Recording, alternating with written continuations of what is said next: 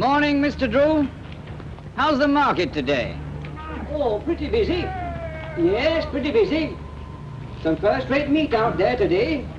Price controlled, of course. Bit of a change from the old days, eh, Johnson? You're right, it is. Yes, there have been some changes. As editor of this town's newspaper, I've seen the changes happen as news items. Drew, he's the market auctioneer. He's seen them happen as money figures. Now, take the market, for instance. Nowadays, the market's more than a barometer of the town's prosperity. It shows how the whole country's faring. Through here, every Wednesday, passes a large part of the nation's meat. We're fitting in with a national plan. Local farmers no longer sell food for as much as it'll fetch in competition, or as little.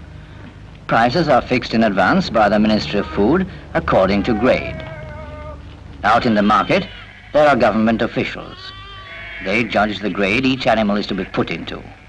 Farmers still have the incentive to produce as many grade A beasts as they can because they fetch the best price. And the community knows in advance what its meat's going to cost. These cattle in from Benson's aren't for meat yet. They're for fattening, what we call store stock. So the selling price isn't government controlled. They'll fetch under auction as much as another farmer reckons he can pay and still show a profit after he's fattened them for meat. Our farmers who congregate each week in the market are putting a great deal of skill into feeding Great Britain at war. They work hard and they've had long experience.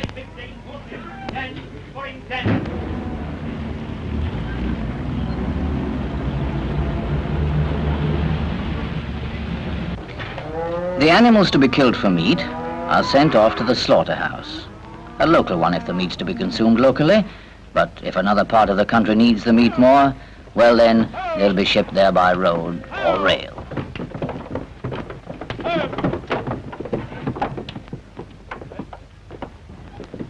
Well, that's the marketplace. But don't get the idea that that's all. Too many people visit a country town on market day and see all the excitement and quaint goings-on and go away thinking they've seen its heart and soul. Now, we take more knowing than that. Our roots go pretty deep, back to the 7th century. Our church contains pieces of the whole pattern of English history and development. It was the last landmark to those pilgrims who left England in 1630 to found a colony in America. Then we were a handful of people living in what the records of those times called a decayed and ruined port. But they deepened the river in the 18th century, and today, well, there are 22,500 of us living in the town now. No millionaires that I know of, but on the other hand, we've had less unemployment than some parts of the country. All working pretty hard, enjoying our leisure in our own way, and so far as I can see, very little signs of decay in the things that matter. 22,500 people, tilling the soil, timber milling, label printing, boot and shoelace manufacturing, running road transport, and fishing, because we're near enough to the sea to have that bit of England's heritage in us. Quite a few of us are sailors and fishermen. Hardly a day passes when 9 wagon loads of shellfish don't go out of here for the bigger towns further inland. As for the port, well, that's prospered with the years too. It's an inland port, of course, but in peacetime it took in a fair quantity of grain, fruit, and other cargoes from the continent, as well as the local shipping. But basically, of course, we're agricultural. The town's grown out of the soil, and most of the jobs we do have some connection with it. Bill Garson's forge, for instance. There's a lot of electric welding done there now, and most of it is repair and maintenance of the new mechanical implements used on the land. Like most towns in Britain, you'll find the old and the picturesque that still serves a use side by side with the new. That's because we've developed slowly along with the rest of the country. We've good public buildings, post offices, a fine, large, airy school, and modern garages. Electricity is general all over the town. And there aren't many kids round here over the age of 10 who don't know how to use a telephone. On market days, there's also the stall market. This is really an extension of the shopping centre and caters for the extra people who come in from the farms and villages.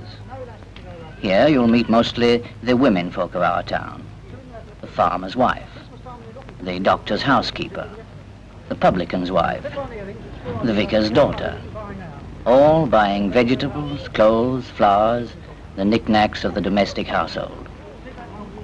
Among them nowadays you'll find strange faces, city people who took refuge with us from the bombed out areas. Some of them have settled down to live here. And the stall market isn't as busy as it was before the war. That's because of the rationing.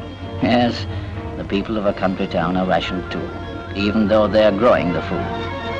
They're growing it for the whole nation, not only for themselves.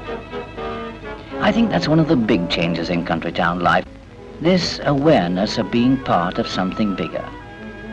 Rationing's helped to bring it home to us. The number of our fighting men who've been to foreign countries, and the women who are getting letters with foreign postmarks from their menfolk in the four corners of the world. The war has made us more dependent on each other, no doubt about that. So we formed our own information committee to answer the questions that crop up in the town. When is there going to be some timber? I want to make chicken huts. Will there soon be some more alarm clocks on sale around here? It's the job of the men and women on the committee to get the answers from the government departments concerned. We in the country towns, the same as those in the cities, have become more communal. To avoid waste, we've turned the Guildhall into a communal restaurant where anyone can get a dinner for a shilling. In peacetime, the Guildhall's a showplace of the town with its own museum. It goes back to medieval days when King John first gave us our charter. Every day, 400 of us eat together here. And the pictures of our previous mayors and nobles who used to banquet here, rather more ceremoniously, look on. Food means a lot to the country townsman. We spend our lives close to the best of it. And talking of food, fruit and vegetable canning is one of our industries. Nowadays, it's carried on mostly by the women of the town, who still, bless their hearts, manage to look after their homes and children as well. 40,000 cans a day from this factory, and a good deal of it is going to our men overseas. Then there's seeds, sugar beet, grass, cabbage, turnip, all brought in from our fields to the warehouses at the end of the season. The land around us is rich and gives good crops, and there's always been a demand for the seeds. Before the war, we'd a large export trade. Today, we're growing more and more food for ourselves, and these seeds of ours are producing good crops all over the country. It doesn't take many men to run the seed warehouse these days. The drying and grading is done by machinery. 30 bags an hour during the season, examined, sorted, cleaned, dried and resacked. Up to 900 tons of good, fertile seed per season go out of here. Our railway yard has been made pretty busy by the seed and canning industries. There aren't many men left on the railway now, but the women help. And we dispatch tons of seeds and thousands of hundredweights of vegetables every year.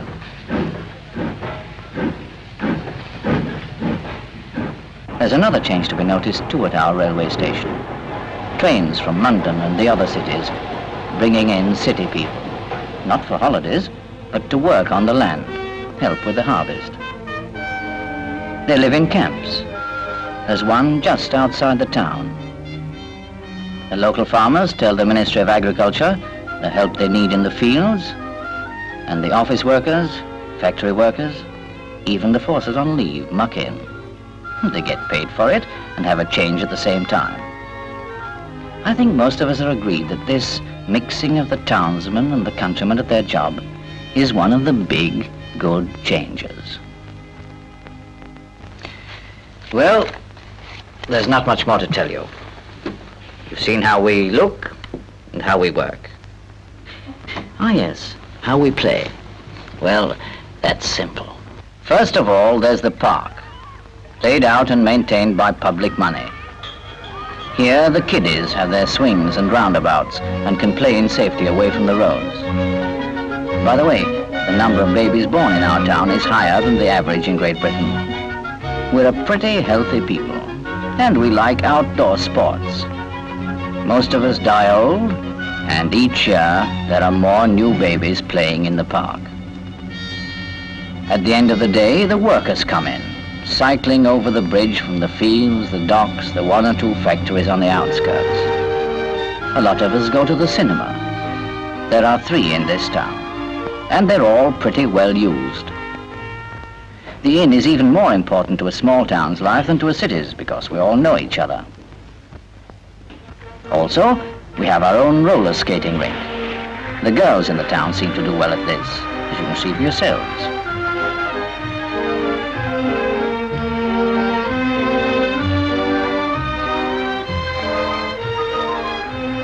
One of our youngsters, Jane Tempson, won a gold medal last year.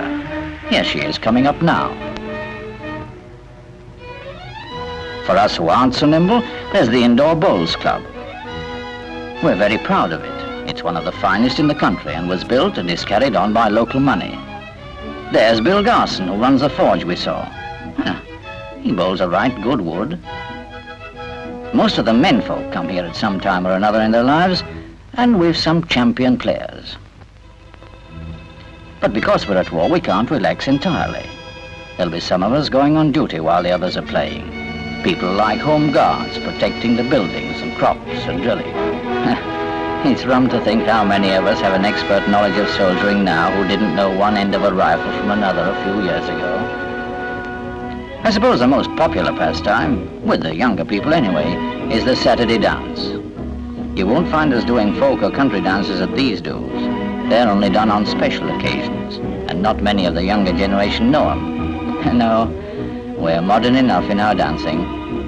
You'll find the Jones, the Marys, the Phyllises grouped around young Tom Holt. He's a farmer's son, now on leave a while from the Royal Air Force. Fresh romances budding in the new generation of our people, old ones continuing their steady course. You'll find too, if you're observant, the quiet, ordinary human things. Someone being lonely. While outside, the familiar silhouettes, the ancient scenes darken. On the daily change, the life of 22,500 people who make it a community called Country Town.